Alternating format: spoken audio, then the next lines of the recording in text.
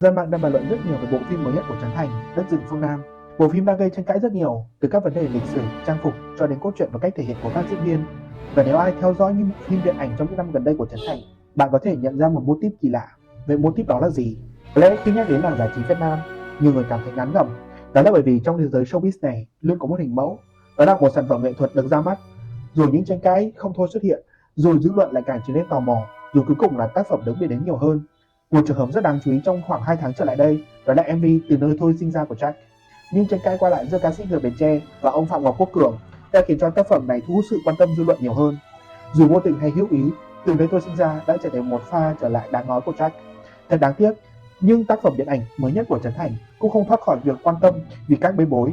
Tiên chúng ta nhắc đến phim Bố Già. Chưa đến ngày 14 tháng 3 năm 2021, bộ phim này đã đạt đến doanh thu 200 tỷ đồng.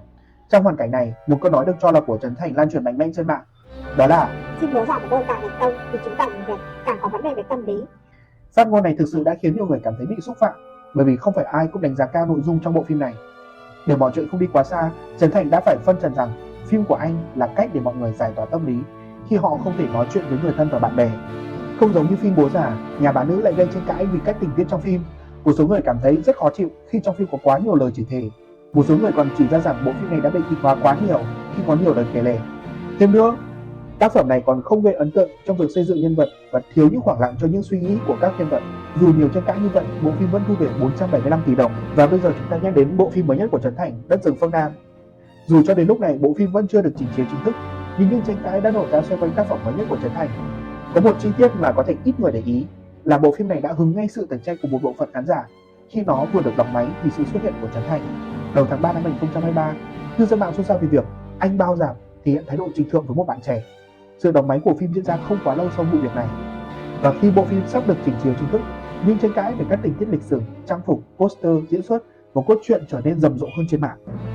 Có lẽ khi nhìn vào những trường hợp trên, nhiều người sẽ nói rằng Người nổi tiếng mà làm sao có thể tránh được tranh cãi? Chính người bởi ý. vấn đề là nếu nhìn vào điện ảnh thế giới, tôi thấy ít khi nào các tác phẩm điện ảnh được đón nhận trong sự tranh cãi, nhất là những tranh cãi chuyên môn. Nếu nhắc đến Christopher Nolan, Stanley Kubrick và Steven Spielberg, người ta sẽ nhớ đến họ như là những người tạo ra các tuyệt tác. Ngay chính trong năm 2023, Nolan cho ra mắt Oppenheimer và bộ phim ngay lập tức được đón nhận như một tác phẩm điện ảnh kinh điển. Nhưng có tin rằng bộ phim sẽ thắng lớn trong giải Oscar 2024. Tất nhiên, các đạo diễn nói trên cũng phải đón nhận những tranh cãi nhất định, nhưng khán giả và giờ phim mình ít khi nhớ về họ theo cách đó. Còn Trấn Thành thì sao? Từ lúc cho ra mắt các tác phẩm điện ảnh cho đến khi chúng không còn được chiếu rạp, không mấy khi nào sóng gió thôi xuất hiện trên mạng. Hệ quả là chắc gì người ta đã nhớ đến Trấn Thành như một đạo diễn hay nhà sản xuất xuất sắc, và chắc gì người ta đã nhớ đến các tác phẩm của anh như là những kiệt tác của điện ảnh Việt Nam. Tóm lại, trong vài năm trở lại đây, các phim điện ảnh của Trấn Thành không hẳn được biết đến nhờ vào các yếu tố chuyên môn mà nhờ vào những tranh cãi không đáng có.